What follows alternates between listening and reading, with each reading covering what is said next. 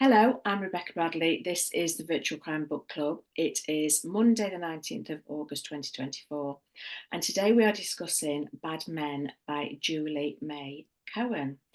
And before I introduce Julie, I will say if you are watching this as a recording and not as part of the meeting, spoilers will be discussed. So you might want to read the book first, or at least finish it. Okay, so we have Julie. She is on the right of my screen. Hello, Julie. Thank you Hello. for joining us. Thank you for inviting me. Hello. No, I'm so glad you could make it. It was such short notice because I just got tangled up in life as you do through the month and just completely forgot to do it. So thank you.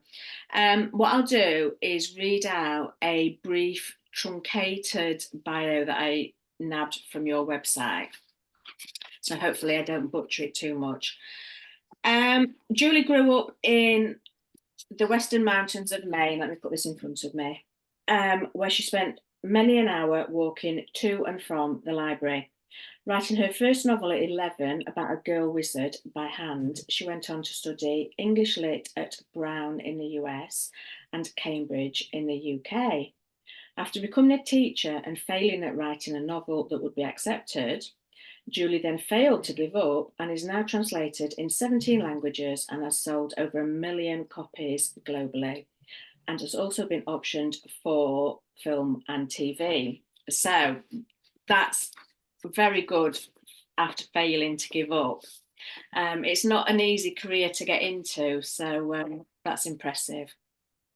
I couldn't stop. Once I started writing, I just became addicted. So I just kept on. I couldn't stop even if I tried.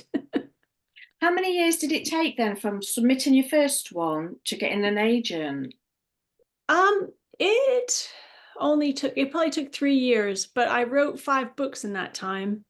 I was very prolific at that point in my life. I was a lot younger, and I was working full time as a teacher and just writing every minute I got. So yeah, I wrote 5 books. My fourth one was accepted by a publisher, and my fifth one was accepted by an agent. Lovely, brilliant. And I'm so glad after reading this that it was. So we've got a few questions. We will let you go after about 15 minutes because no author wants to sit and be there while readers dissect the book. No. And and even despite what my book is about, I don't actually have a knife or anything here. So, you're free to dislike the book if you want. Just don't tell me. No, that's it. Good to know. So yeah, sorry, my first question, and I've written it out, is quite long. The theme for this month was a humorous crime novel. My message to you was quite short yesterday. I didn't put any of this in.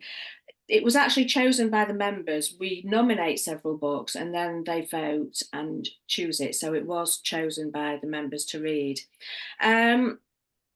What was behind the decision to write this kind of book? Because it seems to be a fairly new trend at the moment. So what made you haven't always written this, have you? It's been more contemporary fiction. I've written contemporary fiction. I've written historical fiction. I've written romance fiction. I've written science fiction. I've written right across the spectrum of like everything I like to read, under different names. You say that it's a trend, and it's interesting because obviously publishing trends happen. It takes so long to write a book that you don't know whether something's a trend or whether something's going to become a trend, and it just sort of happens. So I have been trying to write Bad Men for about 10 years, I think, before I wrote it. I have drafts going back to 2015 and before. I first mentioned it to my agent, but when I mentioned it to my agent, I was like, okay, I want to write a serial killer novel, but funny. And she said, no, there's no audience for that. I said, well, Dexter. She said, yeah, but Dexter's Dexter. There's nothing else. There's no audience for that. I was like, well, I love it, so I'm going to keep on trying to write it. But obviously I write for a living. It is my full-time career is writing. So I had to keep on writing other stuff that I knew I had a market for. So I put Saffy on the back burner for a long time. And I would fiddle with her every now and then, to sort of see. And it took me a long while to really figure out that actually the book was a romantic comedy with a lot of severed heads. So it took me a while to get that sort of concept in there, and then it was easier for me to pitch to my agent. But I was in between writing a novel. I wrote a novel called Summer People, which was published by Orion in the UK, which is a sort of a sapphic love story. And I just finished writing that, and I was just like, right, I have 2 months off. I'm just gonna write what I've been wanting to write for a while. And I had the best time writing that novel. And it's got a lot of serious issues behind it. Usually when people ask me why I write it, I talk a lot about male violence towards women. But as a matter of fact, I mean, and that is all true, but as a matter of fact, it was the most fun I've ever had writing a book. I was just laughing my butt off the entire time I was writing it. So hopefully some of that enjoyment comes through. And it's, I'm a huge fan of Silence of the Lambs. I'm a massive Hannibal Lecter geek. And so part of it was I wanted to flip that dynamic on its head and, create a serial killer who was a protagonist rather than an antagonist. And I wanted to gender flip it as well, so that she was a woman killing men, because so much of the genre at that time was men killing women. But then, of course, when we sold the book, I wrote the book in something like 7 weeks, and I sent it to my agent, who read it and immediately said, within a week, she said, I know exactly who to send this to. And she sent it to Bonnier, and they bought it within 2 weeks. And they had it published within a year. Wow. Which is like incredibly fast in publishing circles. And it had sold, it's in 11, translated into 11 languages now, and we sold TV rights. So, and all that happened very, very quickly, which was fantastic. But the reason why that happened so quickly is because there was suddenly a market for it after How to Kill Your Family, I think. And suddenly people wanted books like that. Whereas, for the 10 years before, when I had kept on pitching it to my agent again and again and again, she said, no, there's no market. No, there's no market. And then suddenly, there's so much market. Take it. Yeah, yes, take it. You mentioned the gender switch of males are usually the killers, particularly a serial killer, that you've created Saffy. And she's quite the main character. And I couldn't help, I was driving, I was listening to the audiobook, trying to concentrate on the road while she had John at the door and the politician in the bath. And I couldn't help but laugh and try and drive at the same time. How did the creative process for you work in creating and building her? She just emerged. She just emerged like that. Every now and then a character just jumps into your head fully fledged, and she, I write her in first person present tense, which is not the usual way I write. And she just emerged fully fledged. I'm actually learning more. I'm writing a sequel right now, like literally up until 5 minutes ago, I was working. Brilliant. And I'm learning more about her as I go. I'm learning some more. She's the happiest character I've ever written. She loves her life. She just thinks everything is great. And which is, highly ironic given what her hobby is. But and it's all meant to be ironic. It's a highly ironic book. I don't ever encourage anybody to actually kill bad men. But it is I'm coming to learn that actually there's a lot of trauma in her past, which the first book does actually begin with, but doesn't really go into. So the second one is becoming a bit darker. Does it still have the comedic feel to it, the dark humor? I hope so. I hope so. It is dark humor. I mean, the whole thing is a satire, really, on, well, it's a satiric commentary on male violence against women. And, you know, at the time, I've been playing with it for 10 years, but at the time I wrote it, the things that were in the news were particularly the murder of Sarah Everard by the policeman, Wayne Couzens, and women going out and you know, protesting and then being their protests being silenced by the police. And I wanted to say some things about how what it's like to be a woman in the world. And you know, Saffy is not a victim. Well, she is a victim, but she is, you know, a killer. But I wanted to turn that sort of violence around. And you know, some people have said, you know, it's what are you doing? You're Days Magazine called me a twee misandrist because I hate men so much. Obviously, I don't hate men. This book is highly satirical, but I really did enjoy finding making up the terrible men and then giving them their horrible ends. It's a little bit cathartic. You said Saffy came to you fully formed. How did you create her opposite in John? Was he a more gradual process? Did he have to balance it out in any way? Yeah, he has. I think whenever you write a romance or a love story, which this isn't really a love story as such, I think it's more of a romance more than a love story and weird. It's not exactly a happy ever after. You have to choose the characters to balance each other out. And I think John, by the nature of the book, had to be a sidekick. He had to be I wanted him to embody the good guy, but he's quite hapless. Next to Saffy, he's really not as clever as he thinks he is. So he's not exactly your romantic hero. I think he's a little bit more of he's a bit of a dupe.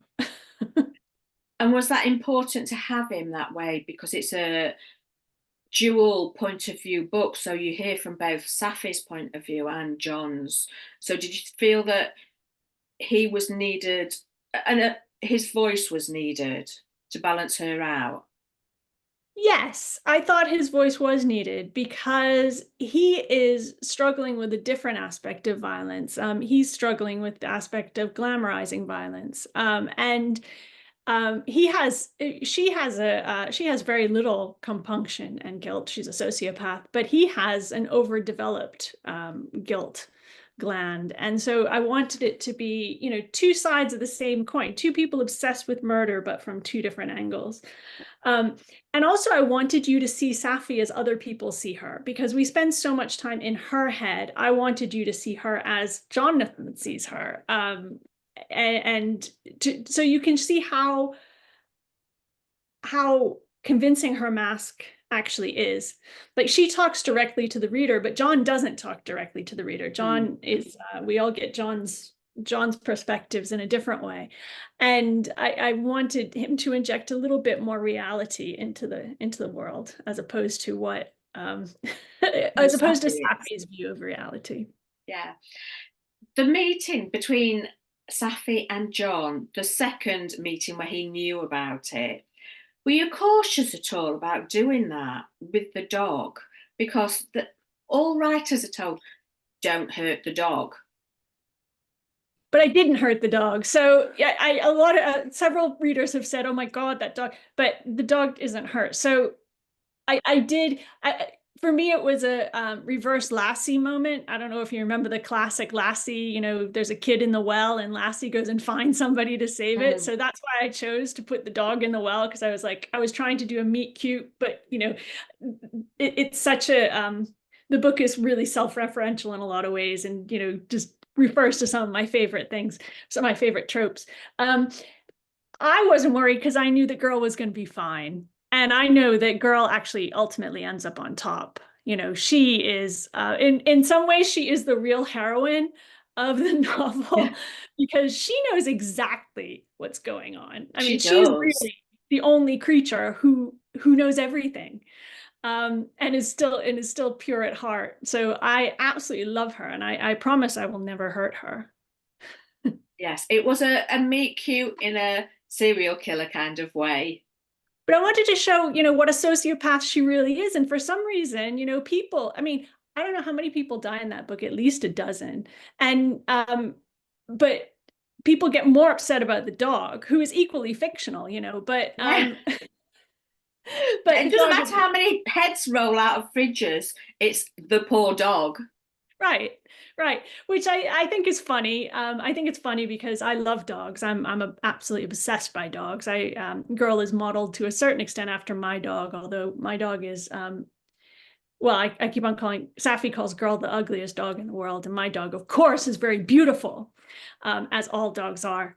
But yeah, I really wanted to show how Saffy, I mean, Saffy is not normal, and I wanted to show just how not normal she is. I mean, she has zero compunction or guilt about what she did to Girl, and as well, who didn't deserve it. As well as all of the men who she killed who did deserve it. So I actually love the relationship you managed to bring to life between the sociopath and the dog. I just love the way they really interacted. And I love the way that that was brought to life. thank you. That dog hates her. Yes. One of my dogs, actually, talking of our dogs, will be laid behind this door waiting for me to emerge again later. Yeah. So did you only a couple more questions? I don't know what time we're on. Oh, we're knocking on, sorry. Did you know the end? You said that you created it 10 years ago in your head. Did you know the ending? I knew, can I give spoilers? Yes. You've all read it? I knew that Saffy had killed number 6 and planted him on John's doorstep, as a sort of,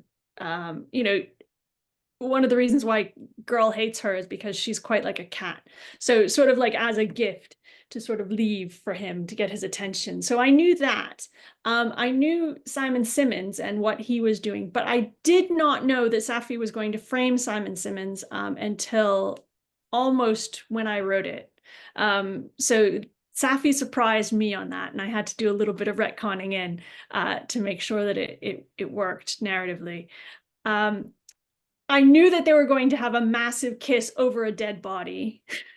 I knew that. I love that. But yeah, other than that, she surprised me quite a bit.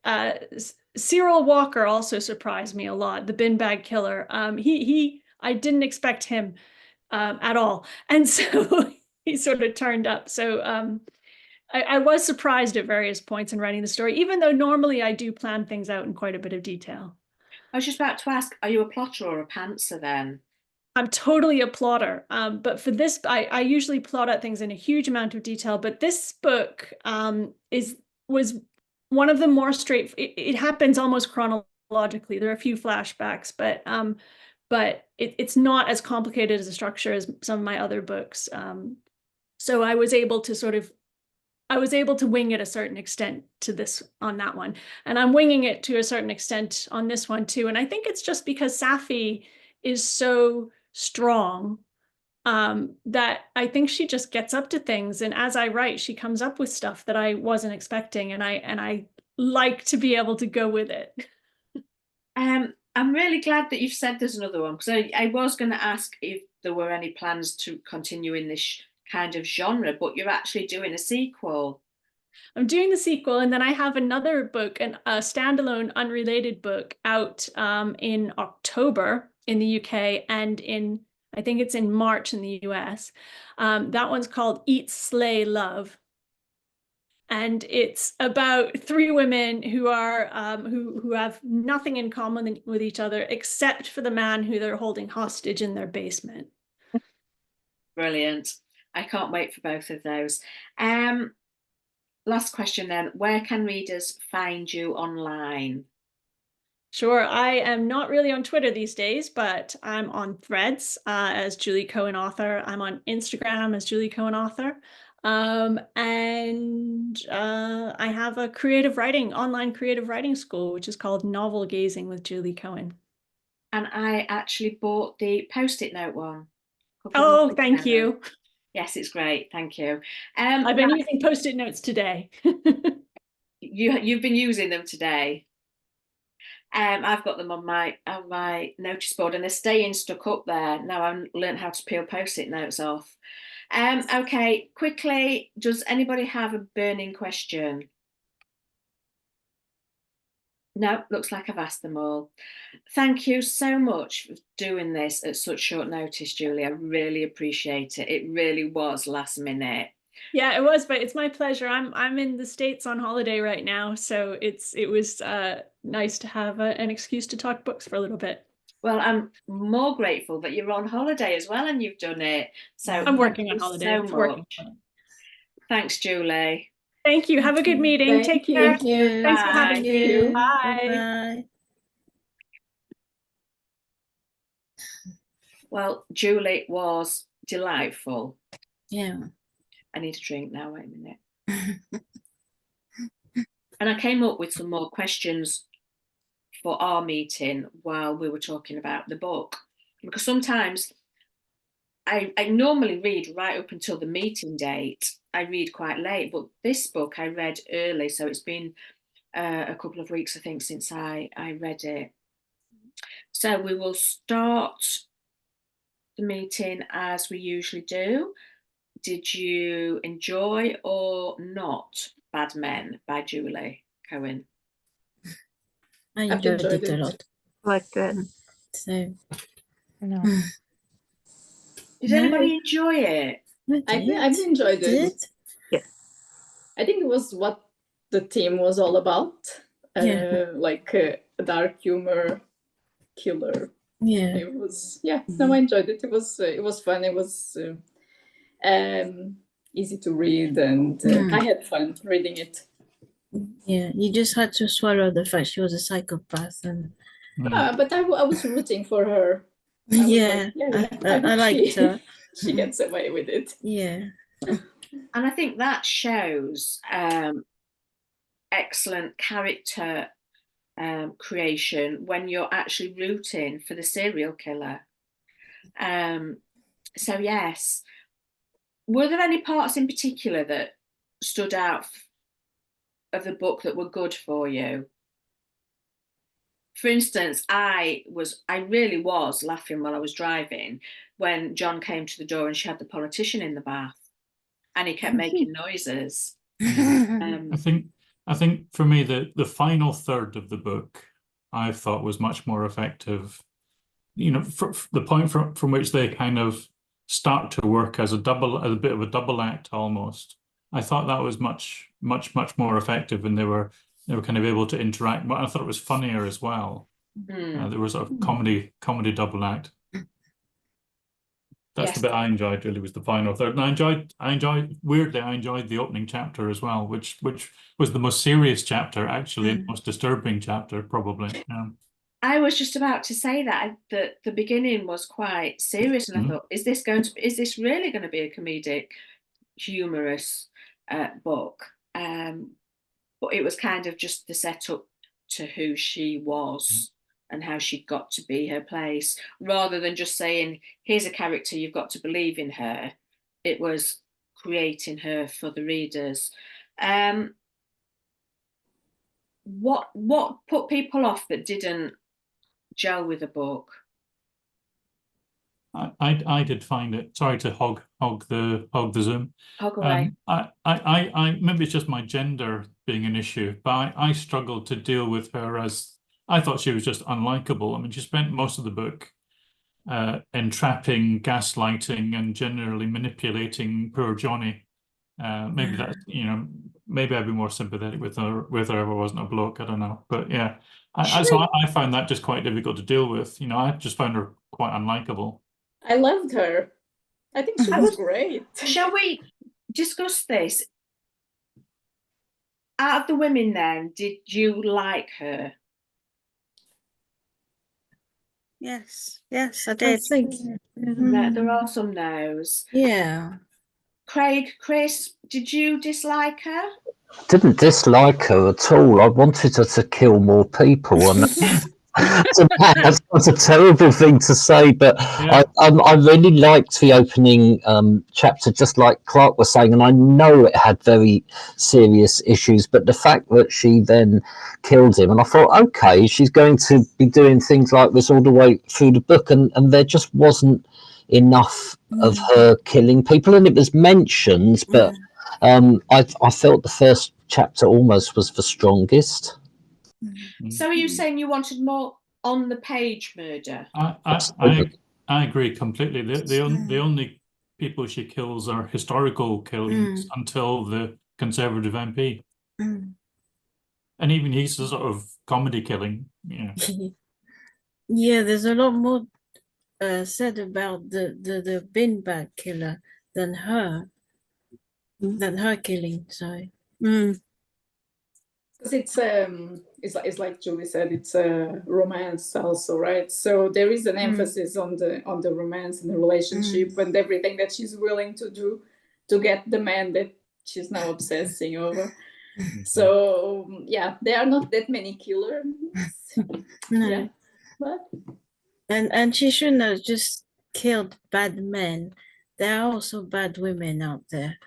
I think. But she has an expertise. You need to focus. She has a hobby. Her hobby is to kill bad men. She's focused. She's an attractive woman, so she can like lure the men in. She can also lure some women. That's her forte. Yeah, but chapter 1 shows her relationship with bad men, basically. Yeah, that's true. So the doorstep killer, the body landed on John's doorstep. Did anybody were you wondering all the way through the book, was it her or wasn't it her?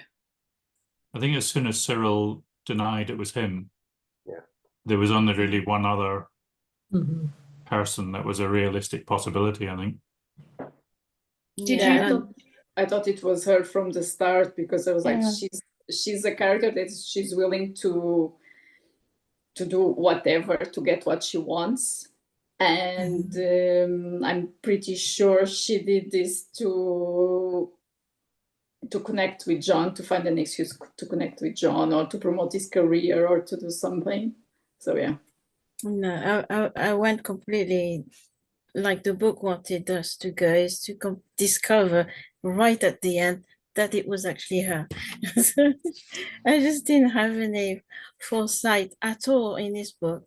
Usually I do, but not for this one. I was enjoying her so much. I forgot about all the killings.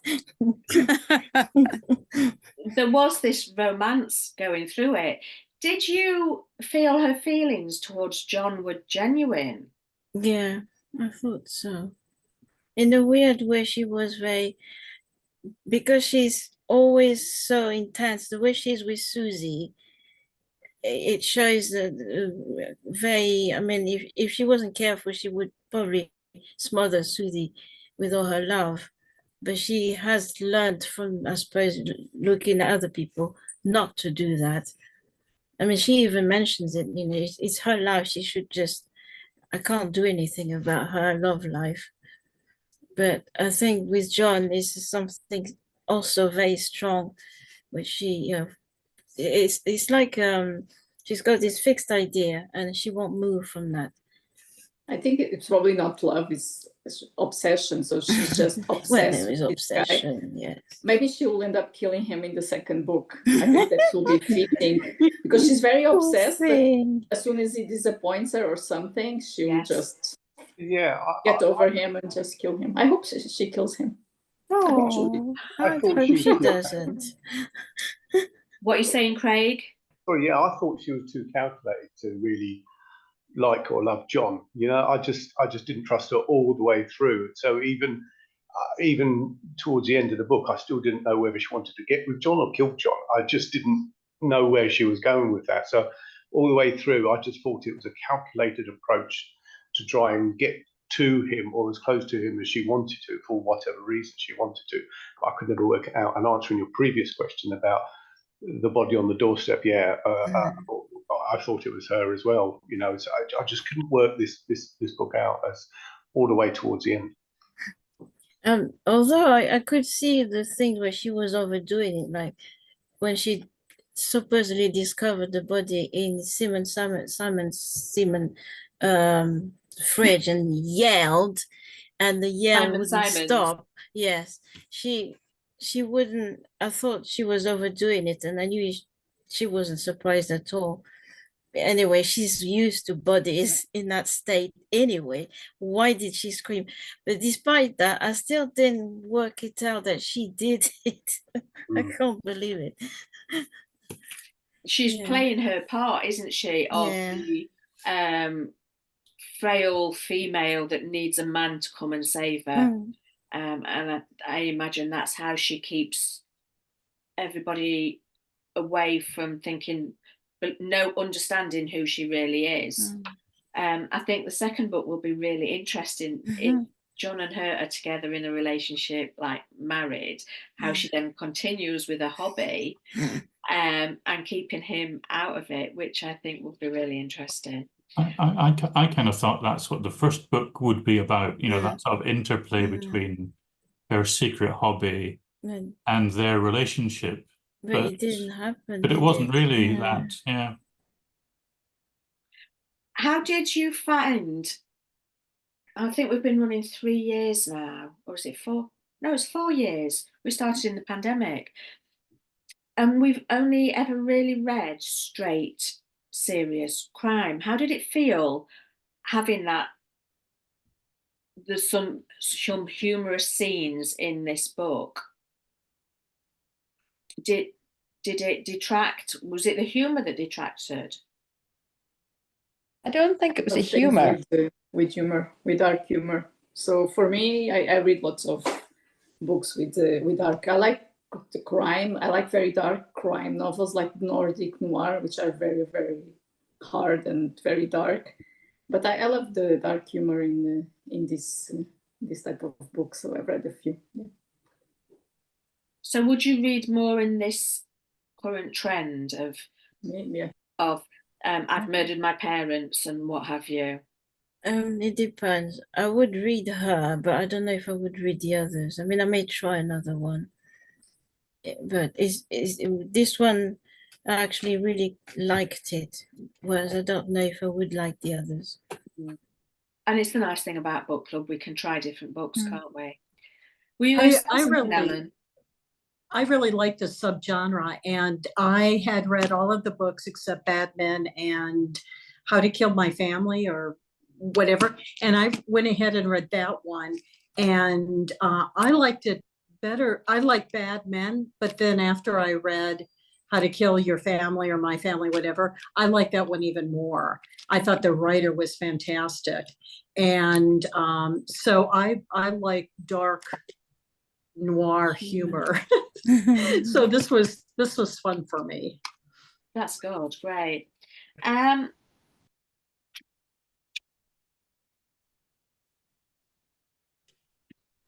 One of the things that I find writing crime is agents, editors say, I don't think that action is believable. Even if it is, I know it is from past working jobs. Does a book like this in the humorous trend get away with it more, with things being believable? Is it given more leeway? Without a doubt, for me, without a doubt. If I'm reading like a procedural crime novel, I expect things to feel real. Of course, I don't know what is real, but to feel real, or I need to believe that certain things are possible. And but something like this with dark humor, I expect things to be like over the top, which is fine because it's part of the genre. And for me, it's okay. I don't read all these books, but once in a while, I like to read this. And if they are over the top, even better. I think they can get away with lots of things. The ridiculousness sometimes of the situation, like somebody dying in the bath while you're having a conversation. It troubled me when she when Julie was saying that she pitched the idea to her editor or agent, whoever it was, who immediately just brushed it aside and said there won't be any audience for that. And I just wondered where the agent actually was coming from with that, if there hadn't been that many books of that genre written before. And I just, if somebody's got a really good idea, that it seems really harsh for an agent, as I say, to just knock it to one side without giving it a chance. Yeah, agents and editors at publishing houses, they like to think they know what the reading public are going to like, what they do and don't like. So they will say, if an author presents a book, no, but they won't read that. But then somebody will put it out and the opposite happens, and you find actually there's a really big appetite for this kind of book. And I suppose it happened with the E.L. James Shades of Grey series. She couldn't get that published, did it herself, and it was an absolute runaway success. So the gatekeepers, the agents and the editors, they don't always know. They are just trying to figure it out about which books are going to be that readers are going to want, but they don't always get it right. The commercial side of things is too strong in their minds. They don't want to lose out, obviously, but I think sometimes you get more choice from smaller publishing houses than the big ones. They are more daring. Yes, I think you're right there. They are. Does it cost publishers a lot of money to publish a book and promote a book, or can they do it on a small scale and take more risky projects on, or is it just so expensive that they have to, they have to be very sort of risk averse? I think they only have a certain spend limit a year. They have authors. They have big authors who take huge advances from them. The mid to low level authors don't get big advances. You've got your printing costs, your editors that actually do the work on the book, and cover designers. So there is some outlay, and they don't want to lose out on that. They're always trying to find a book that the public will enjoy and sell, and they take on some and they don't always sell. And I think for big publishers it's a matter of numbers. So yeah. We did, where are my questions now? Did you at any point think that Saffy would get caught? No. Wow. You weren't expecting that as an ending? No. I thought she would kill John at the end. I don't know why. I got obsessed with this idea. I thought, like, this love affair is going wrong. She's too obsessed. He'll do something and she'll just go crazy and she'll kill him. I thought she would get away with it. I wondered if they would join forces to investigate the Cyril's sixth head, and John would gradually realize that it was Saffy who had killed the sixth head, and that would lead to a sort of, I don't know, sort of weird reconciliation between them as she explains that she's actually a serial killer. She is hoping, though. I think there is hope there, yes. Yeah. Going backwards a little bit, the question I asked Julie about the dog, did anybody get upset by the dog? Yeah, I didn't like the way she used the dog. I mean, Julie said the dog didn't get hurt, but how did she get it down that well? She had to push it down the well, and that's why the girl didn't like her at all. No, she definitely did not like Saffy, did she? Yeah. And I was very surprised when she came running that the dog was down the well, the one she'd just bought. Well, the dog survived. Yeah. Well, I didn't. I thought it was strange of her to want a dog because she's very self-centered. A dog means you're looking after somebody else and you like somebody else, and it's not like her. So I thought already it was weird. And then when she came in that rainy day towards John, oh no, that's it. She's killed it or something. I think it was an excellent way to introduce the lengths she would go to get what she wanted. And to show who she really was at heart. Somebody that would shove an already abandoned dog, because it was from a shelter, down a hole. And the dog loved her as well at the start. Yeah. Yeah. So we all know the ending. Did anybody realise there were 2 serial killers in that book? Or did you think that she was, because you believed, let me try and get this straight so you know what you're answering, because the body in the bag was put on John's doorstep, readers generally believed that Saffy had done it. Did you think she was the bin bag killer, or did you realise there were 2 serial killers in this book? There were 2. Who were the serial killers then? Was it Cyril? Saffy, but was Simon Simons? Yeah, No, he wasn't. There are 3. The 3. 3. Well, Simon. Yeah, I don't think he was a serial killer. He was a killer. No, he just killed his mother and cats, but he didn't kill anybody He's a else. cat serial killer. Some other old people, right? Yeah, I thought he Much killed worse lots than of people. people Yeah, serial killer. definitely. Serial killer. Old people. Sorry, Lorna. Yeah, he killed lots of people, but he did it by choosing people who were about to die. Yes, Or I over forgot that medicated. bit. Yes. So did anybody realise there were going to be 3 serial killers in this book? No. No. Well, I thought there were Only 2, not 3. Yeah.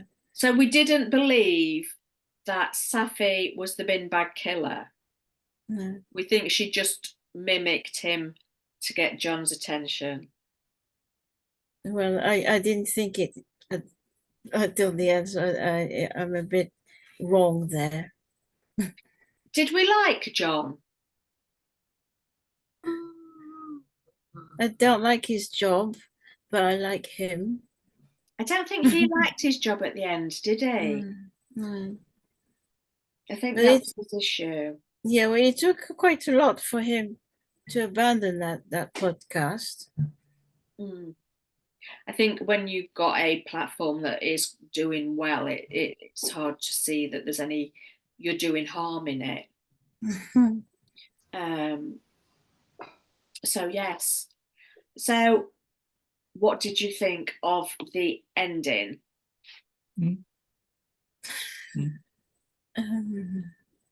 I was just disappointed that John was still alive, but otherwise I loved it. You really have it in for him. I don't know. I'm going to tell Julie when I email her that Vera wants John dead, please. Yeah, maybe she'll kill him in the second book. Tell her. Maybe she's already got that idea. Yeah. Oh, right. Were you satisfied with the way it played out then? Well, a romance wise, yes, because she got her guy. But I don't know about the rest.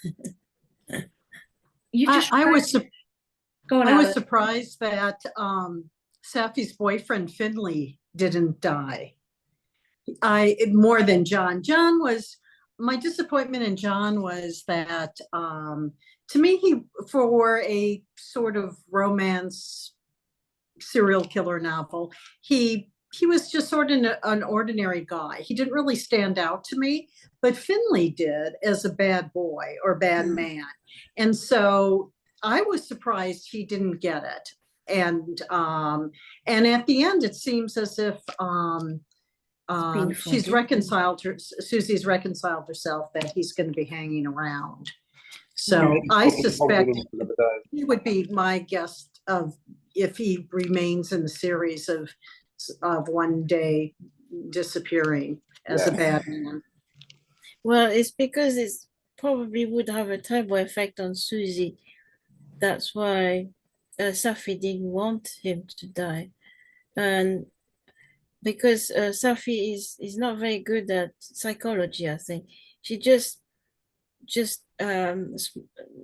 gives everything to Susie, everything, even the bad stuff. She can see Finlay is just a horrible guy to have, but she won't kill him because Susie loves him. And so, yeah, I think he is going to survive because of that. And he does help with the hacking or whatever, and that surprised me. I just really did not think that he would play a positive part in for Susie, you know, because he was mistreated her sister so badly. But I think Saffy was a bit stuck because, as she says, she's not a tech person. So that's why the only person she could ask that was close to her, that she could threaten, was Finlay, because he was constantly on his phone. So he must know. And she couldn't ask Susie, really. So I hope I'm not confusing Saffy and Susie. Yes. Was I? Yes. Yes. Sorry. We understood that. We understood. Yes. We understood. I think she has such love for a sister, though, that she has to tolerate Finlay, doesn't she? And I think that's all it is that she's got to tolerate him. Something else that was just mentioned and made me think I'd not asked this is the romance. And Julie said it was a romance novel with some killing in it. I'll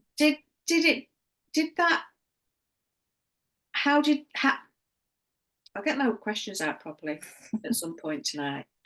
How was it reading a heavily romanticized book in a crime novel? I didn't see the romance much because I loved the humor, so it was okay for me. It was okay. I think that's what spoiled it for me. It spoiled it for you, Lorna. You didn't like the romance. Yeah, to me it was almost a rom-com with killing in it, and they're not books I would normally buy or enjoy, and that's why I didn't enjoy it. You know, it's just not a genre that I like. As others have said, I thought I started off well. The first chapter, I thought, oh, this is going to be okay, because I'm not against humorous crime novels. I've read a couple that I've really enjoyed, but this one just didn't feel like a crime novel.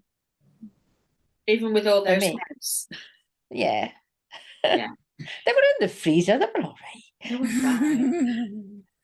Vera, you were going to comment on the romance. No, for me it was fine because she was a psychopath. So it was a romance, but it was, from her perspective, it was a psychopath. So it was more like an obsession. So it was a bit different. It was not this kind of very fluffy pink romance, which I also don't like. But I always saw it. But it's true. I agree with Lorna. It's not like a crime novel. It's a different type of different type of book. Yeah, and you still wanted him dead anyway, romance or not.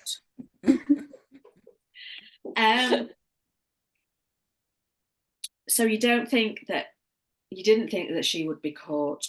Were you satisfied with the way it was all wrapped up, that we found 3 serial killers in the last couple of chapters? It's all right, yeah. It answered a lot of questions. Yeah. So will you be reading Saffy #2 next year? I will be, probably. Yeah, I will. There's some enjoyment and some in the middle of the road for this one, I think, isn't there? Does anybody have anything else they want to say about Bad Men? Yeah, just to say again that she should just have this against men. There are other type of nasty people out there. Female ones. Yeah, I think it's just easier for her to get the men going by the way she's presented in the book, especially with the politician.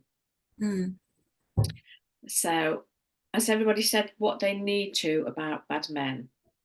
Okay, I will stop the recording.